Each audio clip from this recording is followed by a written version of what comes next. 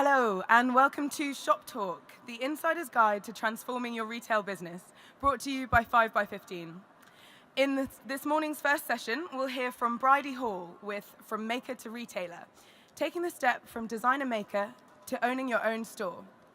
Bridie is a decorative artist and homewares designer, and is the co-owner of celebrated design shop Pentreath Hall in Bloomsbury. Originally from New Zealand, she now has a London studio where she creates an assortment of goods by hand for her Bridie Hall at Home collection, which is sold at Pentreath Hall, Harvey Nichols, Selfridges, Liberty, and Le Bon Marché. The talk will take about 20 minutes, and we'll have time afterwards for questions. Enjoy the session, and do stay with us for more top tips from retail experts.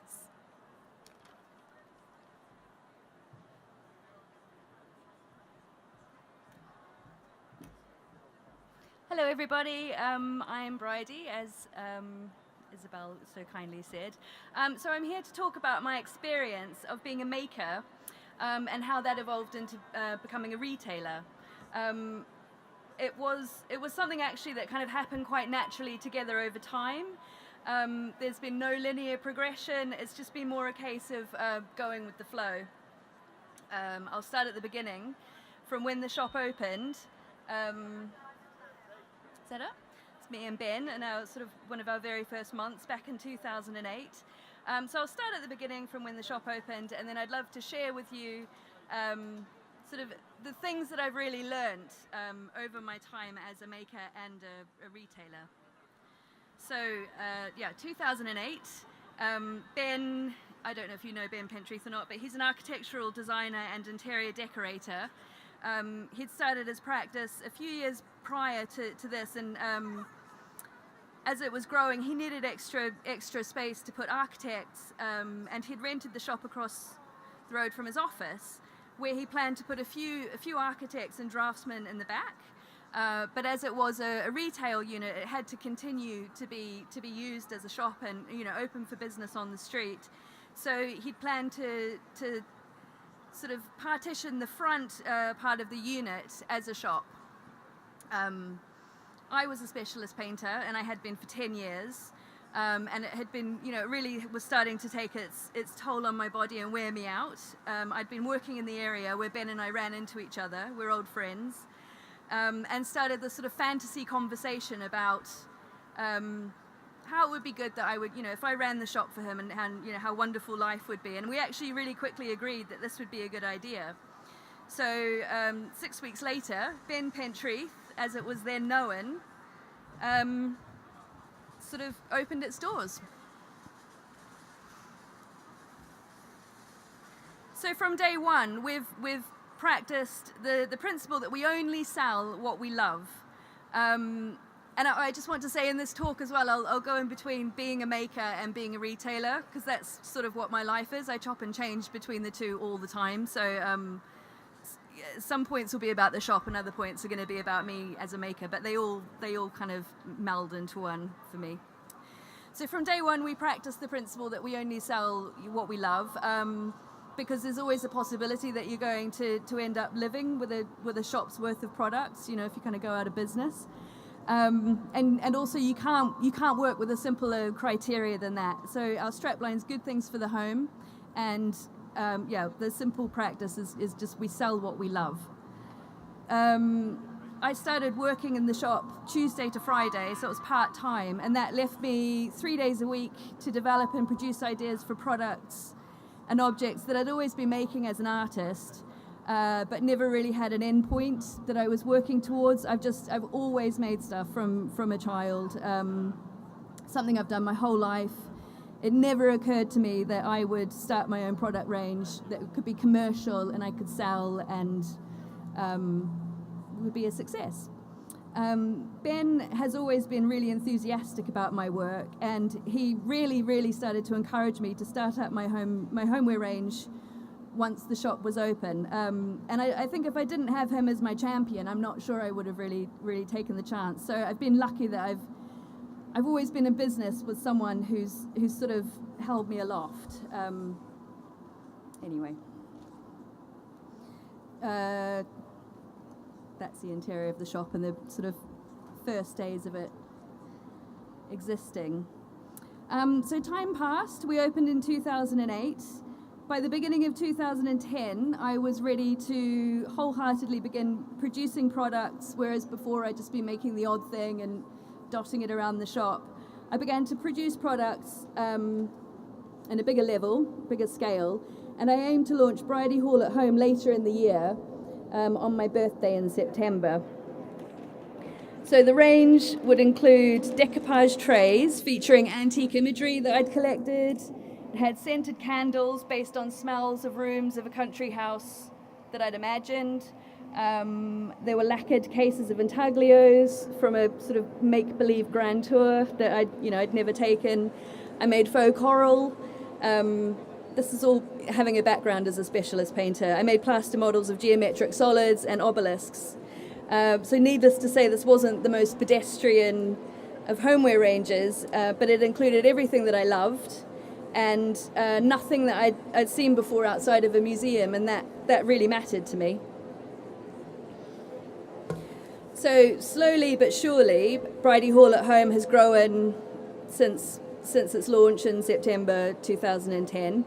And having started out at my kitchen table, the operations now moved to a studio above the shop in Bloomsbury. And I mean, as it was pointed out in the introduction, I'm now available in Selfridges, Liberty. I've got my own concession in Harvey Nichols. I'm available in Pentreath Hall, of course. And it's also quite widely available throughout the UK and internationally in America and France, in the UAE, Australia, Austria, Luxembourg, Germany. So it's really starting to blossom. In 2013, Ben Pentreath Limited became Pentreath Hall. Ben and I formalised our business partnership by sort of putting my name above the shop.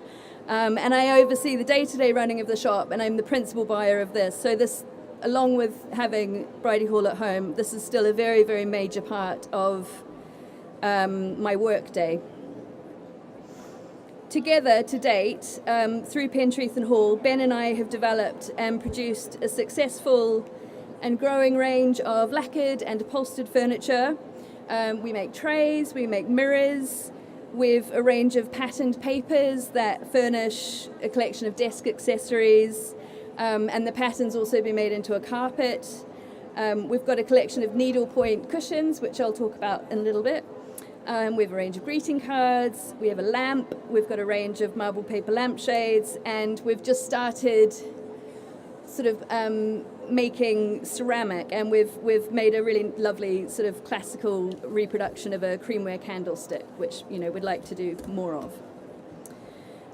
So that's a very kind of potted history of how the shop came into being, how Bridie Hall started. I mean, there's lots of gaps, but when I was asked to do this talk, I thought, what would be kind of useful to me if I was to come along and I was making something, or I had a shop or whatever, what might be kind of useful advice to me? So these are a few things that I've learned through shopkeeping and making over the 9 years that we've been in business. And a lot of what I've learned through running the shop has kind of fed directly into my homeware range. So, in no particular order,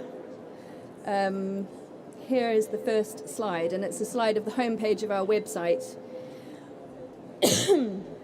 And I've said for this, the more you can do in-house, the better. Learn how to do everything, because you're going to have to.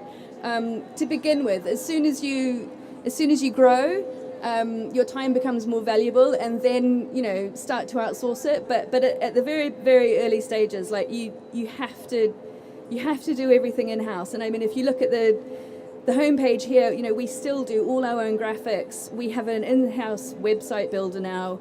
We take all of the photographs of the stock. We run all the content. We're in control of absolutely everything.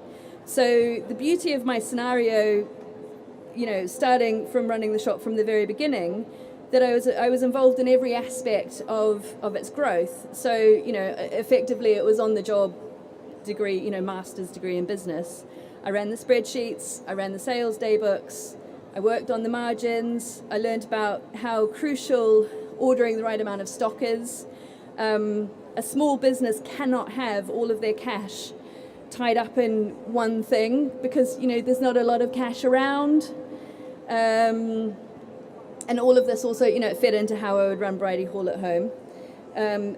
Early on, we also realized that the shop had become quite successful, and we made the decision to set up an e-commerce website. And actually 9 years ago, for a small business, that was still quite unusual because, I don't know what it's like today, but taking photos is easier.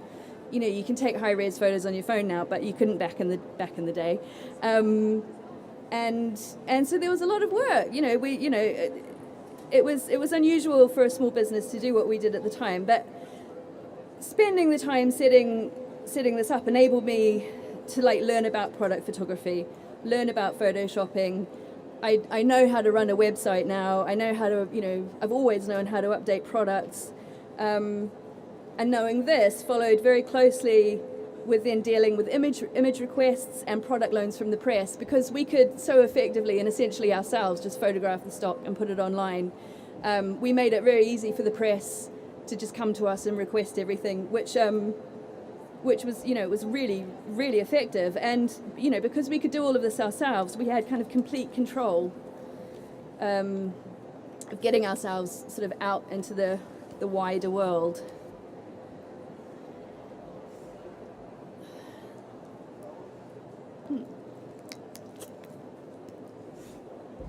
So then this leads on to a photograph of the homepage of my own personal website, Bridie Hall at Home. And this is to say that wholesale is a completely different business to retail.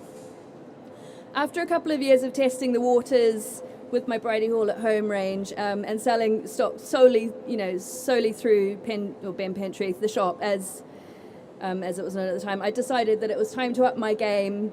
I wanted to produce more stock for Bridie Hall at Home and sell at wholesale and just, get it out into the world. And as wholesale being a totally different business to retail, it was another education in manufacturing, breaking down product costs, factoring in labor costs, making room for profit on top of that, on top of a product that then needs to have, be sold on to a retailer who has to have at least, and I say at least, a 50% markup. I always think you should be able to offer more to the retailer, along with factoring in VAT. So it's sort of microeconomics there, where actually when you're making a product, every single penny counts. And also being a wholesaler, there's always a desire to want to fulfill the smallest orders.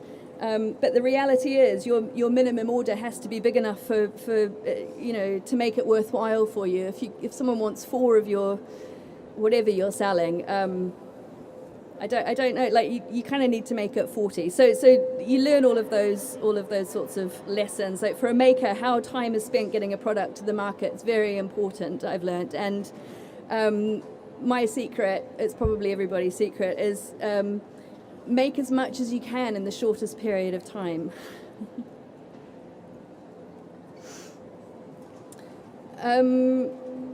Perfection is something I have a problem with, and I kind of think perfection is an enemy to me. I think it kind of cleverly disguises itself as it's fear, cleverly disguising itself as perfection. For a long time, I sort of felt like I really lacked confidence, and I was, never thinking that my product was good enough. I could see every tiny flaw. I was just on a quest for perfection, and it really slowed the progress of getting my product onto the shop floor. It took me a long time to learn that it doesn't exist, and it was more like a self-imposed block on ever getting around to accepting that something's good, and you just need to let go of it into the world and kind of, move on with your life, make something new. And I'm not saying it's okay to compromise and not be happy with what you're putting out, but sometimes I think a realization needs to be made that, are your expectations too high, that they kind of make it impossible for you to move forward? And I think it's a common problem, and so I just always go with the saying, I don't know if it's an old saying, but perfect isn't done, so have faith in yourself. We have a good media presence. I wouldn't say social media necessarily, but just in general, and I would put this down to sort of personality. It brings a sense of uniqueness to what we do, and which is impossible, I think, for a third party to kind of emulate. From the early days of the website, Ben wrote our blog, Inspiration, and we started it for the only reason was we were told by our web developer that if the more words we added to the website, the more in favour it would be with Google, which would start to give us top rankings and searchings, and we were obsessed with that. So he'd sort of do a little blog every week, and he'd hated it to start with, but it was the only reason that we did it. And very, very soon it turned into something else. He got a kind of discipline where he would go, oh, well, actually, I do have something to write about at the end of every week. And then we noticed that the analytic ratings started kind of soaring on a Monday, and then that in turn would kind of become internet sales. And Ben really found a voice there, and through having charisma, which he has in bucket loads, and through writing with such authenticity, it very quickly it got us a captive audience. It got him a book deal. Like, he's published 2 books, and it got him a job as a columnist in the Financial Times. So it's quite it's worthwhile, and it's also something. I mean, I don't know if people read blogs so much anymore, but stuff like that, it's something that you can only, you just spend time on, and it's your personality, and that's important as a part of your brand. Exclusivity. So much is available through so many different platforms now. That exclusivity is a really, really good way to single yourself out and make people come to you. Most of the Pentreath Hall website products, like our Bloomsbury library chairs here, they're not available wholesale. We can't sell them on to other retailers because the cost prices are so high. And as I've said before, it's a completely different business to retail. So I think essentially we'd need to have a whole nother set of staff like just running wholesale, and we can't figure it out so much at the moment. So whether or not they'll exist together, who knows? But we've turned this into a strength by just saying this is exclusive to us. You will not see this anywhere else. It does not exist anywhere else. And customers that like design, they really, that means a lot to them. They want to feel, they want to find the special thing, and they want to know that it's unique and special. So, we can give them this many times over.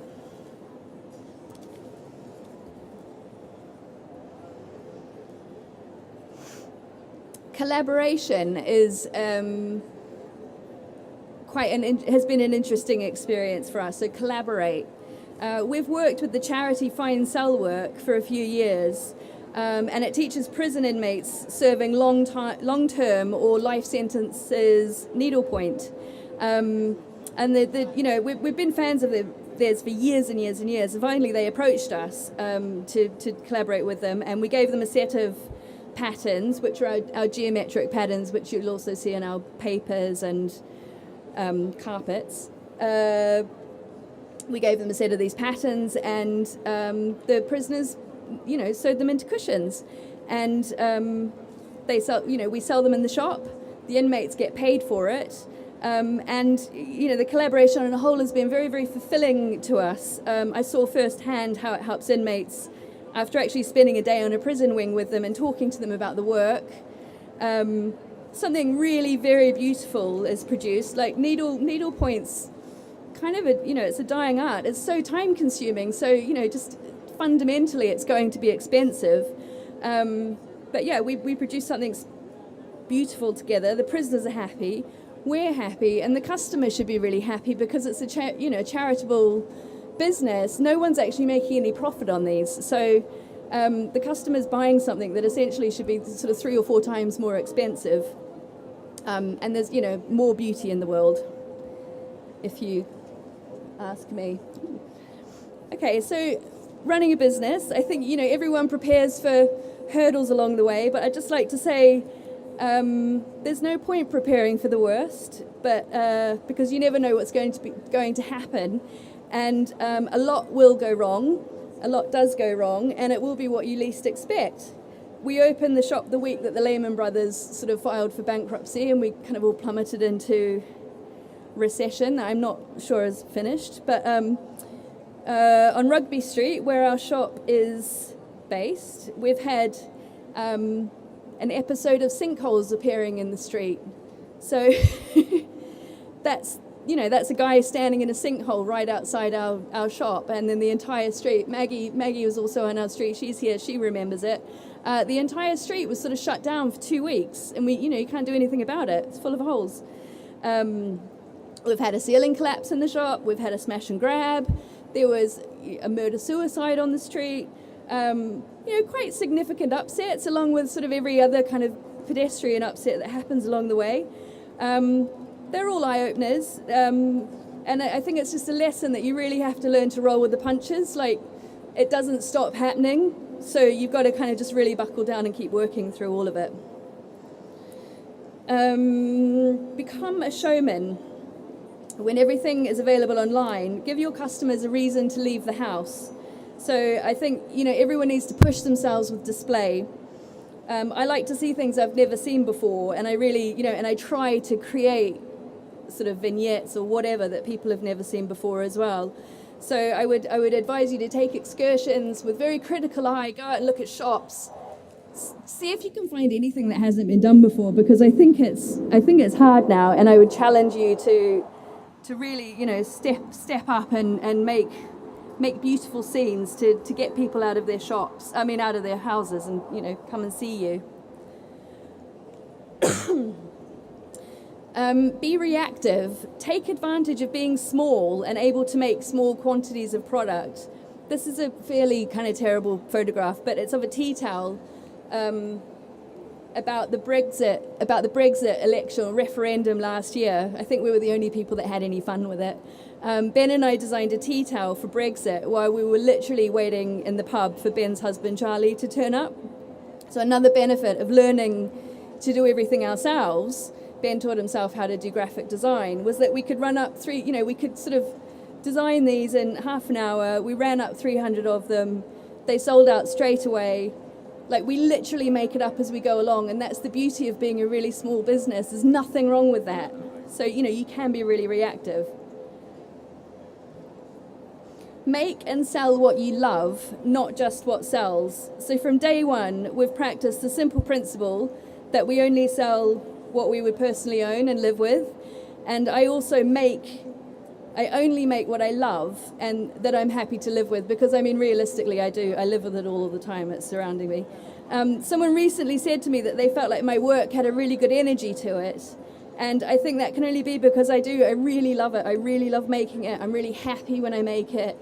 I'm excited about either what I'm making or what we're buying to put into the shop. And, this comes across. People feed off that vibe. So make and sell what you love.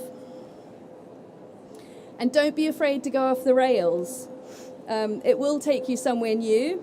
We've been through a skull and sea urchin phase, which was fun while it lasted.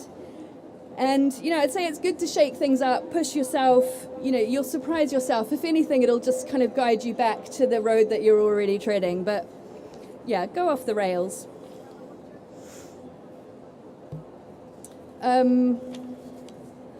This slide is about realizing, or I would say that the best, sort of lost my way here, sorry. The best advertisement for a brand or for a business, like Ben has his architectural and design practice. I have my homeware, my homeware range, which is now available internationally, is all because of the shop. It's all because we've had this bricks and mortars billboard effectively sort of saying to the world, we're here, this is what we do, come and look at us. And because of the shop, people have come to us. We haven't had to go out and kind of knock on doors. It's not been the other way, and it's been really interesting that having a physical space can do that. I would say that spreadsheets are very important. Anyone going into business but won't or can't get their head around Excel spreadsheets isn't going to succeed. Margins are what put food on the table, and the bottom line of the spreadsheet to me is God. So, it's not about making nice all the time. I think having a really tight hold on turnover and expenditure will see you in very, very good stead. It's very important. And work on a 60% success to 40% failure rate. This is to do with making products. Accept that there will be failures and that they will be expensive, but it's integral to the bigger picture. You've got to make these risks. You might make the product of your dreams, but it's completely non-viable because the cost price should be the sale price. This happens a lot, and it happens to the most successful businesses I know, that, it happens to them as well. At least you did it and exists. And, you'll get something out of it, like a nice photograph and a new chair for the living room. And then last but not least, it's prepare to work very, very hard. This isn't it's a lifestyle. It's not an immediate way to, it's not an immediate means to earn a living.